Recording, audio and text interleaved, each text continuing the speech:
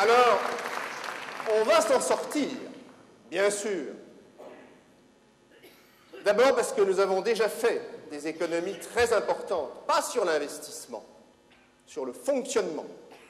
La Chambre, d'ailleurs, fait également des observations très sévères sur les conditions de recrutement des dernières années et de gestion des ressources humaines.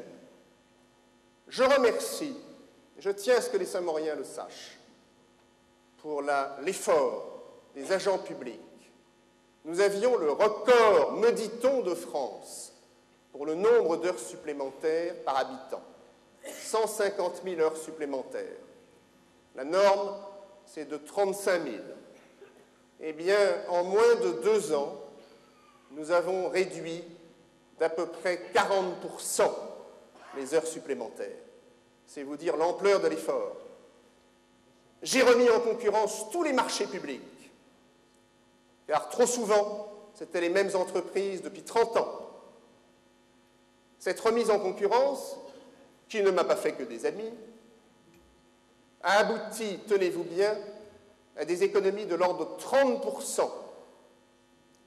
Téléphone, voiture, communication, voirie, etc. Systématiquement, la concurrence, le mieux-disant pour les Saint-Mauriens, car ce sont vos impôts.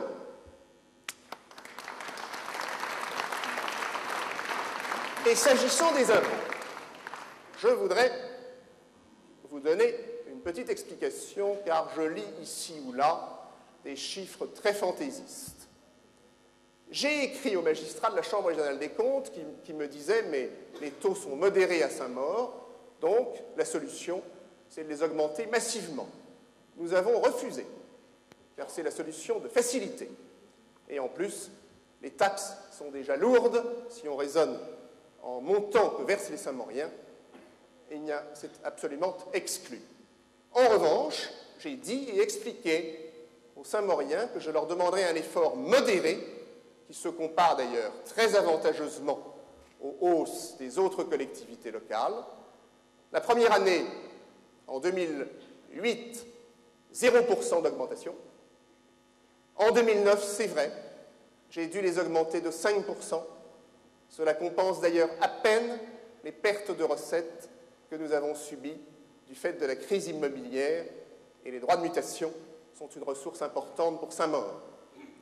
Cette année, je m'engage à ce que l'augmentation d'impôts n'excède pas 3%. Et sur la totalité du mandat, je m'engage à ce que l'augmentation moyenne par an ne dépasse pas 2%. Mais je voudrais encore dire un mot. C'est très compliqué quand on reçoit sa feuille d'impôt. Alors j'ai lu que j'avais augmenté de 7, 10, 15%. Absolument pas, je vous l'ai dit, nous avons voté 5%. Mais l'État, lui, actualise les bases. 3% de plus. Le département et la région ont voté des augmentations astronomiques. Alors, quand les gens paient, ils se disent, c'est monsieur le maire, tout ça. Non, j'ai demandé un effort. 5%, je sais bien que c'est déjà beaucoup, que c'est toujours trop. Ça ne fait jamais plaisir de faire le chèque. Mais c'est un effort modéré et nous n'irons pas plus loin.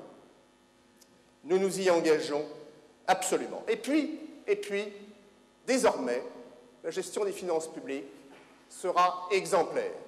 Nous allons faire voter une charte sur les emprunts qui donne des critères de déontologie à respecter absolument. Et nous allons inviter tous les Saint-Mauriens, comme nous l'avons fait pour le Grand Paris, à un grand rendez-vous pour débattre ensemble des finances publiques et vous exposer en toute responsabilité la situation.